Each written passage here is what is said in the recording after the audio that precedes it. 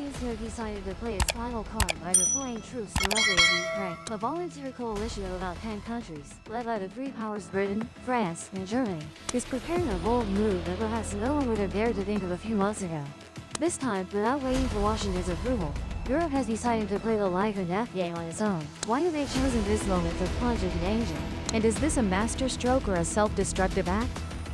At sea, UAV and unmanned vessel attacks targeting Russian-affiliated oil tankers show that Ukraine is expanding the conflict to a new front. Recent strikes on 4 oil tankers indicate Ukraine is broadening the maritime front. Targeting energy exports, a sector considered the financial pillar of Russia amid a prolonged conflict. In recent weeks, Ukraine has repeatedly used drones to attack oil tankers. As so-called. This development not only increases tensions on shipping routes, but also shows Ukraine's security service SBU becoming increasingly proactive in expanding while publicly acknowledging its role in these campaigns. Simultaneously, the negotiation table, the story is heating up as President Zelensky unexpectedly makes a sharp. He agreed to temporarily set aside the dream of joining NATO, something Ukraine had written into its constitution but look deeper into the essence. When top powers like Britain and France commit to deploy Army, Navy, and Air Force for direct defenses, does NATO membership still matter that much? In reality, since Trump took power in the US, the NATO alliance has fallen into chaos. The US has almost ceased unconditional military aid, shifting to a pure weapons supplier role, providing only when there is money or clear benefit. The burden of security defense has now completely fallen on European neighbors. For Ukraine, a substantive military alliance, present right on its territory, This is more practical than any empty promise from NATO. Many will wonder, isn't Europe afraid of running out of money? Of course it's possible, but behind the gun barrels are extremely sharp business minds. First, about money. Recently, on December 19, 2025, EU leaders approved a massive loan package worth $105 billion, equivalent to about 90 billion euros, to support Kiev in the 2026-2027 period. Although the scenario of using 210 billion euros in frozen Russian assets is still under intense legal debate, the EU has chosen to act on its own first.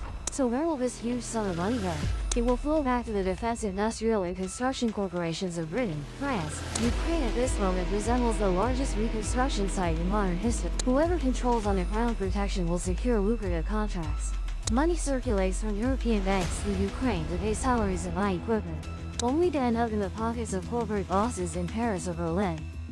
Nearly 39 million Ukrainians are not only a potential consumer market, but also a source of high-quality labor, hoping to compensate for and rejuvenate the aging demographic structure of the continent. This is a silent yet incredibly powerful economic merger. But above all, according to European leaders, this remains a war for Europe's own survival. Looking at the map makes it clear, Ukraine is the final buffer zone.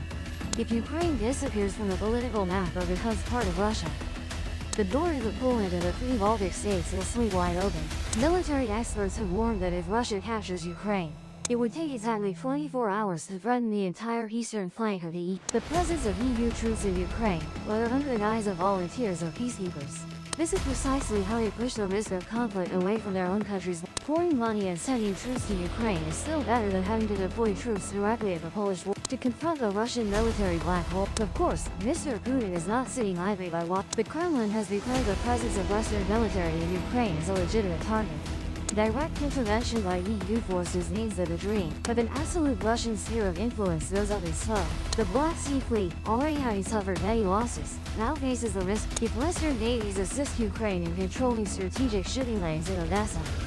That time, NATO Secretary General Jens Stoltenberg just caused a stir in public opinion during an interview with Germany. He continued to confirm the truth that a group of European countries is ready to deploy, with equipment prepared to enter Ukraine. The goal is not only to maintain peace but also to create a giant mousetrap, ready to retaliate immediately if Russia dares to break any agreement. The European Union affirms they are considering a full-force approach on all 3 fronts: infantry, navy, and this is not a group of observers walking the border with sticks, but a fully fledged force. The UK and France are currently the most determined participants. UK Prime Minister Keir Starmer reaffirmed that as soon as the gunfire stops, British soldiers will They have had peacekeeping scenarios prepared for many months. The French Foreign Ministry has also hinted that sending troops is not ruled out, showing this wave is spreading across the country. Germany is again causing curiosity. Under Chancellor Friedrich Merz, Berlin has made an enormous shift. Mr. Merz announced a plan to establish a European-led mission, with remote support from the US to protect Ukraine's skies and shipping lanes. Germany wants to participate, but German Defense Minister Boris Pistorius is still raising a series of tough questions on a legal basis. Will the German parliament approve it, and what are the rules of engagement? This is not cowardice, but the caution of a country that understands clearly that, once German soldiers set foot on Ukrainian soil, history will turn to a completely different. Where's the US? Washington has clearly stated it will not send in ground troops. Eyes in the sky. What does that mean? The US will sell weapons, provide intelligence, and protect the skies remotely. As for direct confrontation or facing risks on the ground, the European countries can naturally take that. On the Ukrainian side, according to information from the Secretary of the National Security and Defense, Ruslan Umerov and U.S. Special Envoy Steve Wade of Ukraine and the U.S. conducted a series of substantive meetings in Miami from December 19 to 21. The discussions focus on 4 key documents regarding a potential peace agreement between Ukraine and Russia. According to Mr. Umerov, during the 3 working days in Miami, Florida, USA, the Ukrainian delegation conducted a series of effective and constructive meetings with American and European partners. A constructive bilateral meeting in the US-Ukraine format was also held, which focused on 4 key documents, continuing to develop a 20-point plan, aligning positions within the framework of multilateral security guarantees, within the framework of U.S. security guarantees for Ukraine, and continuing to develop the economic and prosperity. The parties also discussed the timeline and sequence of next steps. According to Mr. Umerov, Ukraine remains committed to achieving a just and sustainable peace, ending hostilities, and ensuring security while facilitating Ukraine's recovery, stability, and long-term prosperity. Peace is not only the cessation of hostilities, but must also be the foundation for a stable future. Ukraine appreciates the leadership role and support of the U.S., as well as their continuous close coordination with partners in the next stages of this important work. Mr. Kwich also issued a similar statement, confirming that the negotiations include developing a 20 coordinating positions with multilateral security guarantees, and building an economic development and prosperity plan. The U.S. envoy affirmed that Ukraine remains fully committed to achieving a just and sustainable peace.